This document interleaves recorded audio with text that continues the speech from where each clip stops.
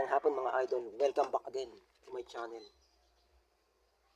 Huwag niyo po sanang kalimutan mag-subscribe para lagi kayong updated bawat upload ko.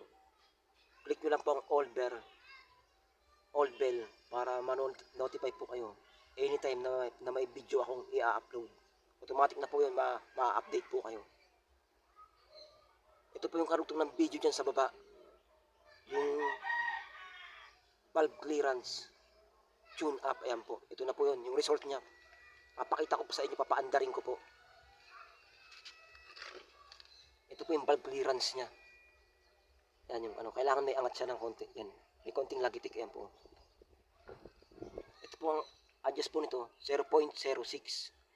Ito po yung sa exhaust. Ito naman po yung sa intake, 0.04. Ayan po mga idol. Papandarin ko na po mga idol ha. Ulitin ko lang po. Ito po yung resulta ng ating valve clearance. Ito yung karugtong dyan ng video sa baba.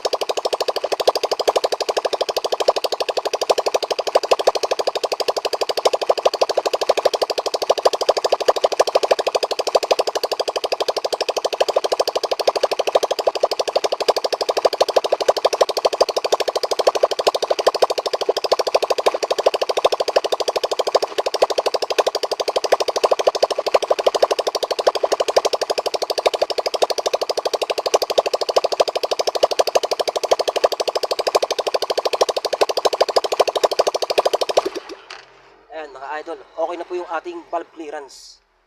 Hindi ko lang po kasi nakabit yung ating elbow. Ayan po, pasensya na po sa tunog. Ayan yung elbow, hindi ko pa kasi kinakabit. Pero good na po ang ating result sa ating tune up. Hanggang dito lang muna mga idol ang ating new video sa taong 2024. Mag-upload pa po ako ng marami pa. Maraming salamat po.